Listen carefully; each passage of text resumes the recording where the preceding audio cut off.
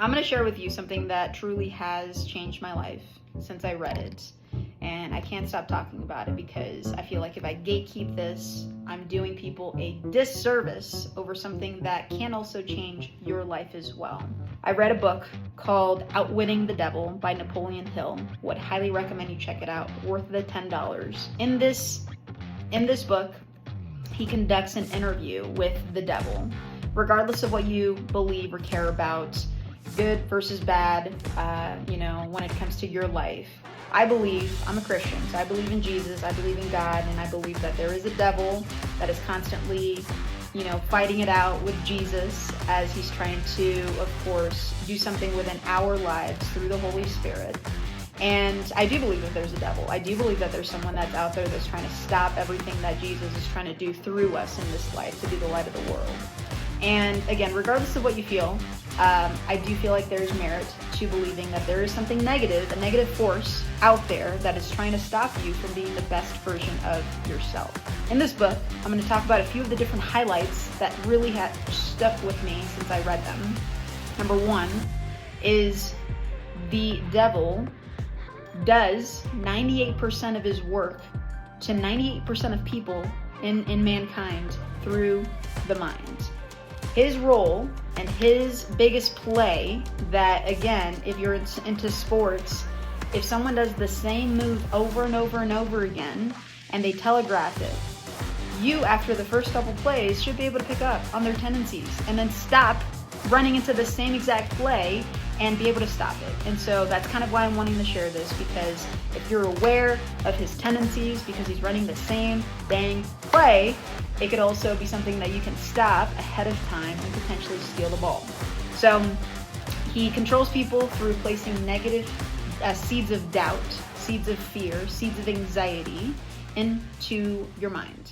And number two, the 6 most effective fears that he's going to try to place into your brain: poverty, criticism, ill health, loss of love, old age, and death.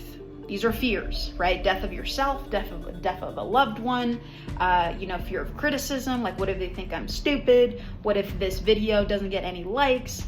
What if, once again, people talk badly about me? What if I get sick? What if I'm on my deathbed? What if I get into a car accident? What if, right? And then you're just pegged with all of these fears constantly that are distracting you from thinking about things that you should be thinking about, things regarding to your purpose, which leads me to number 2. He is drawn to people that are considered drifters. So Bri, what is a drifter? A drifter versus a non-drifter is someone that lacks purpose, lacks vision, lacks meaning in what they do with their lives. And you might think, well, I don't know what I want to do with my life. Trial and error, baby. Try different things, try new things. If you're not happy, jump into the next role that's better suited for your strength. Do not keep doing the same role that causes you just a mundane life, doing the same thing and having no purpose, no happiness, no joy. Oh my gosh, please never do that. And so point is, if you are someone that just hates what you're doing, go back to school, take a certification, an online course, use ChatGPT, say, hey, these are all of my strengths. This is everything that I hate. These are my personality types. Help me, point me in the right direction. But don't just keep doing the same thing. Do something about it, change it. But the devil's gonna tell you to keep doing what you're doing. Whoa, if you move and do a different job, what if you fail? What if you can't get a job? Then suddenly you're out cash and you've got a family. What if you can't pay for your rent? Now you're gonna be on the street. You should just stay doing what you hate doing. He's gonna place those different types of seeds of doubt and fear into your brain, and then you're gonna be like, you know what? I can't make a change. I can't make a difference in this world. My boss hates me. My coworkers hate me. Gosh, I hate myself half the time, right? Like you go into this negative spiral suddenly. But that's what he wants. He's after people that don't have purpose, that just kind of go through life without thinking much, that just would rather do something that they hate and then come home, numb themselves out, go on to social media for 2 to 12 hours, watch TV, eat comfort food, and do all the bad things that are not helping them lead a purpose-filled life. That is what the devil wants for you.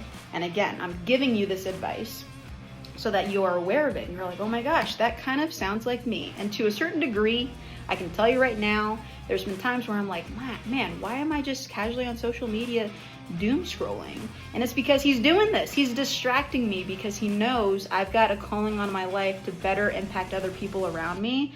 And I'm not doing anything if I'm just casually on the TV scrolling. And so again, I'm experiencing this in real time, and I'm like, golly, he just keeps getting to me.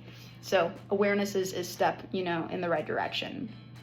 He also hates people that think positively, that are conduits for other people to think differently about their lives, spreading more positivity about their purpose. He hates those people constantly, right? He would rather someone that does not think, that just does things, doesn't think twice, listens to the news, believes it, and just keeps going on with their merry lives, right? So think differently. Read books about philosophy. Read books of ways of bettering yourself and your skill set. Last but not least, he corrupts people through planting seeds of doubt, fear, bad thoughts that lead people to bad habits, lead people to smoking, lead people to overeating on comfort food because it helps them not be so stressed. Again, preaching to myself here.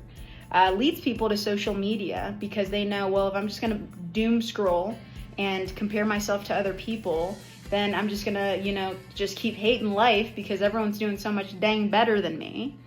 He does this on purpose. He picks, bad habits like, like I said, smoking that lead to, bad health over the years, and then boom, lower life expectancy. He wants that. He wants you to be debilitated, to not do things with your life. He wants all of this, and the book talks all about this. So if this is resonating, you're like, oh my gosh, like, why do I feel like I'm being preached at right now with truth? And it's because it is. And that's what he's trying to do, and that's what I love most about this book is we understand the play now. We understand what he's trying to do. So now it's on us to control what's in our control. And I love saying this quote to my team: where focus goes, energy flows, right? Up until this point, if you were living, and this was in your blind spot, it's okay because you didn't know. But now that you know, now that you've, ingested the blue pill, or maybe it's the red pill, I can't remember. But now you know. Don't go back to living the former life. Now you know, so you must live differently and tap into your inner Neo, your inner Morpheus, your inner Trinity. Just the Matrix suddenly just made an appearance here. But tap into that. Unplug yourself from what the devil wants and make a difference. Help people out, serve people, live a purpose-filled life. Live a life that's not fearful or stressed or anxious. I'm telling you, I believe so wholeheartedly in this book that I needed to create a YouTube video for it because I'm like, oh my gosh.